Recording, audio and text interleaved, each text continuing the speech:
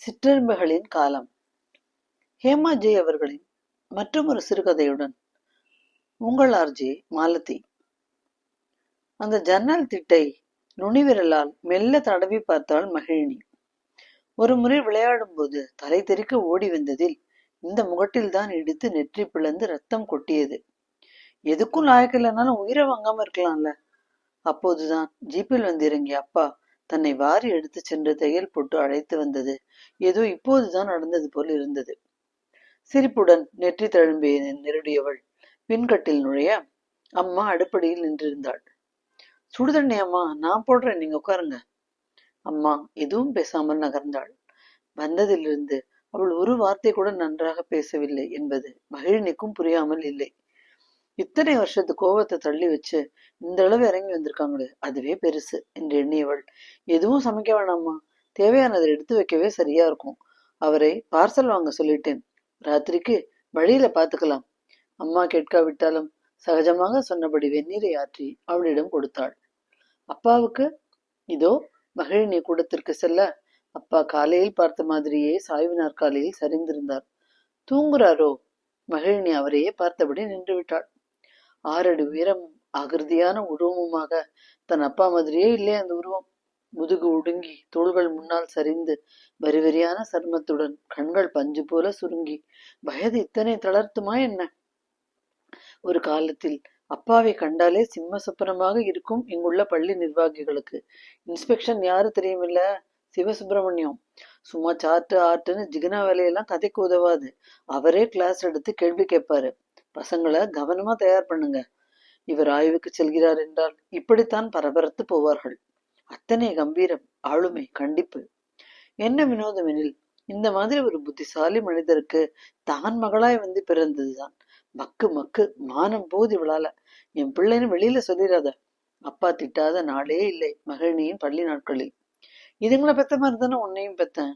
உனக்கு மட்டும் எங்கிருந்து இப்படி ஒரு அசட்டுத்தனம்? ஆத்திரம் தாங்காத அம்மா அடிப்பாள், புலம்புவாள். மகிழினி கண்களில் நீர் முட்ட தலை குனிந்து நிற்பாள். அம்மாவுக்கும் அப்பாவுக்கும் தான் தீராத அவமானமாக இருப்பது அவளுக்கே வெட்கமாக இருக்கும். அக்காவும் அண்ணாவும் தங்கையும் படிப்பில் சக்கை போட்டபடி வகுப்பில் முதல் டிஸ்டிங்ஷன் என்று கொண்டாடும் போது இவள் மட்டும் சிவப்பு கொடிட்டு ரிப்போர்ட் கார்டை கையில் பிடித்தபடி, என்ன வாங்கிட்டு வந்திருக்கா உன் தண்ட பொண்ணு என்பார் அப்பா விழிகளில் அனலை தேக்கியபடி. இவளும் தயங்கி தயங்கி அருகே சென்று நீட்டுவாள். வாங்கி பார்ப்பவரின் முகம் நெருப்பாய் சிவக்கும். சில நேரம் அம்மா தடுக்க தடுக்க விழுத்து விடுவார். தான் செய்த தவறுக்கான தண்டனை என்பது போல மகிழினி கல்லாய் வாங்கி கொள்ள உடம்பெல்லாம் திமிரு நிக்கிறதே பாரு, அதற்கும் சேர்த்து விழும். அது என்னவோ இவளும் கஷ்டப்பட்டுதான் படித்தாள். 4:30க்கு அலாரம் வைத்து தலையில் கொட்டி கொட்டி முட்டி கொண்டாலும் உள்ளே ஒன்றும் ஏறியபாடு இல்லை.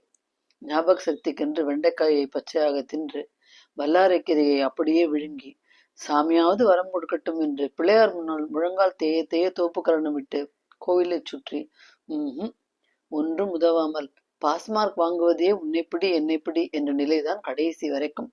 மண்டை நிறைய களிமண்ணை கொட்டி வச்சிருக்கு, எப்படி ஏறும் என்பாள் பெரியக்கா சிண்டலாக.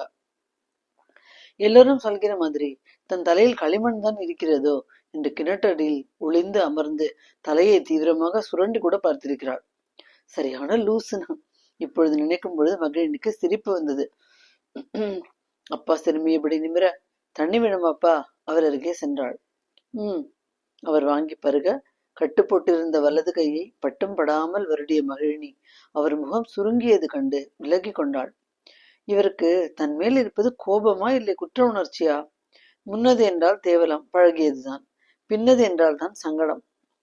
ஒரே நாள்ல எல்லாம் சரியாயிடுவான், எதையும் கண்டுக்காம கிளம்பு. நந்தா உணவு பொட்டலங்களுடன் உள்ளே வந்தான். நேற்று வரும்போது அவன்தான் நம்பிக்கையாக அழைத்து வந்தான். அப்பா கீழே விழுந்து பிராக்சர் என்றதும் ஒன்றும் ஓடாமல் இவளுக்கு அழ மட்டுமே தோன்றியது. உள்ளூரில் இருந்தும் போக்குவரத்து இல்லாத பந்தம். பிள்ளைகள் 2ம் பிறந்த போது போய் காட்டிவிட்டு வாசலோடு திரும்பியதுதான் என்பதால் உடனே கிளம்ப முடியாமல் ஏதோ தடுத்தது. இந்த அளவுக்கான பின்னால அவங்களை இனிமே தனியா விடுறது சரியில்லை, கிளம்பு, போய் கூட்டிட்டு வந்துடலாம் என்றவன் வற்புறுத்திய போது இவளுக்கே சற்று தயக்கம்தான். என்னை உள்ள விடுவாங்களான்னே தெரியல, ஏதாவது பேசிட்டா? நீயும் நானும் கேட்காத பேச்சா? ஒன்னும் புதுசா இருக்காது, பேசாம வா. நந்தா இவர்களுக்கும் நன்கு தெரிந்தவன் தான். பக்கத்து மோட்டார் கடையில் எடுப்படியாக வேலைக்கு சேர்ந்து பஞ்சர் ஒட்டுவது முதல் ஸ்பேனர் எடுத்து கொடுப்பது வரை எல்லாம் செய்து அடிபட்டு மிதிப்பட்டு தொழில் கற்றுக்கொண்டவன். கிணற்றடி உரமாக நின்று அழுபவளை அவன்தான் தினமும் தேற்றுவான்.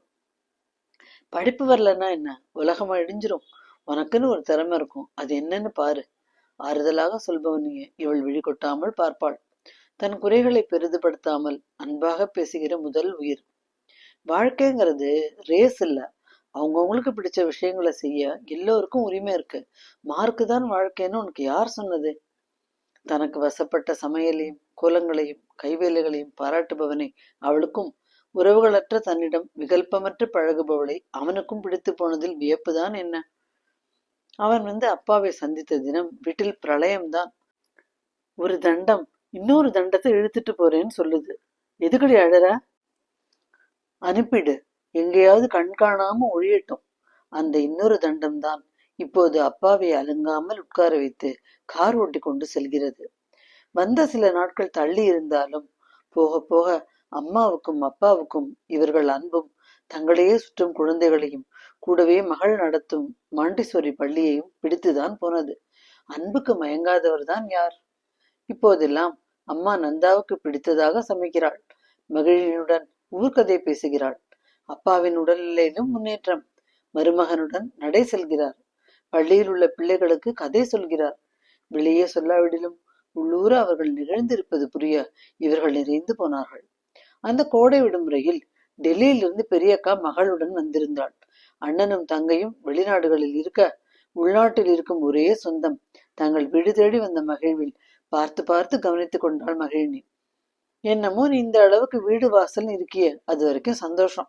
என்னதான் ஆள் போட்டாலும் அப்பா அம்மா தனியா இருக்காங்கன்னு மனசுக்கு சங்கடம். நீ கூட்டிட்டு வந்தது நல்லதா போச்சு என்றவள்.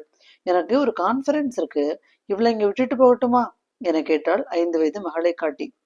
தாராளமா விட்டுட்டு போ, பசங்களோட ஜாலியா இருப்பா. மகிழினி சந்தோஷமாக சொல்ல, அடுத்த நாள் அக்கா சென்னை கிளம்பினாள். பார்த்துக்கோ, எப்ப பார்த்தாலும் காக்கா குருவின்னு வெறிச்சிட்டு இருப்பா, எங்க ஒன்ன மாதிரியே வந்துருவாளுன்னு இருக்குடி என்றவள் காரில் ஏறி செல்ல மகிழினி சிரித்து கொண்டாள். சிலர் எத்தனை வயதானாலும் வளர்வதே இல்லை. சுவரோரம் இருந்த எறும்பு புற்றை குழந்தை வேடிக்கை பார்க்க, அக்கா கவலைப்படுகிற மாதிரி அப்படி ஒன்றும் அவள் சோடையாக தெரியவில்லை. என்னடா பண்றீங்க? எறும்பெல்லாம் எப்படி லைனா போகுது? நானும் நிறைய எறும்பு பண்றேன் சித்தி. மழலை குரலில் மிழற்றியபடி குனிந்தவள் சிறு விரலால் மண்ணில் வரைய தொடங்க, குட்டிக்கு வரையறதுனா ரொம்ப பிடிக்குமா? நிமிர்ந்த கோலி குண்டு கண்கள் பளபளத்தன. அப்போ இந்தா இதுல வரை. மகிழினி மறைத்து வைத்திருந்ததை நீட்டினாள். ஹை, நிஜமாவா? வரையட்டுமா? அடிக்க மாட்டீங்களே? டிராயிங் நோட்டை ஆவலாக வாங்கியவளின் கண்களில் அடுத்த நொடியே பயம் தெரிந்தது. இவ்வளோ அழகா நீ வரையும் போது யாராவது அடிப்பாங்களா? அம்மா அடிப்பாங்களே, கலர் பென்சில தொட்டாலே கைய உடிச்சிருவேன்னு சொல்லியிருக்காங்க.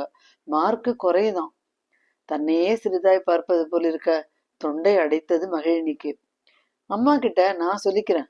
மகிழினி அவள் தலையை வருடி கொடுக்க, சில நிமிடங்களில் கோணலும் மாணலுமான எறும்புகள் அணிவகுத்தன தாளில். அருமையா வரையறியே, பக்கத்துல என்ன வரையலாம்? யானை. குட், வரைங்க பார்க்கலாம். பெரிய தந்தங்களும் நீண்ட தும்பிக்கையுமாக யானை ஒன்று மெல்ல மெல்ல உருப்பெறுவதை பிரமிப்புடன் பார்த்திருந்தார் அவர்கள் அருகே வந்து அமர்ந்த அப்பா.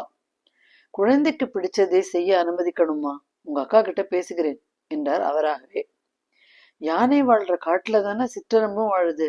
இதுல சிறுசு பெருசு திறமை இல்லாததுன்னெல்லாம் ஒண்ணுமே இல்லைன்னு தம்பி சொல்றது எத்தனை உண்மைமா? வயசு போன பின்னாடிதான் நிறைய விஷயங்களோட மகத்துவமே புரியுது எனக்கு என்றவர் கனிந்த பார்வையுடன் மகிழினின் தலையை வருடி கொடுக்க, அவள் விம்மிய மனதுடன் அப்பாவையே பார்த்தாள்.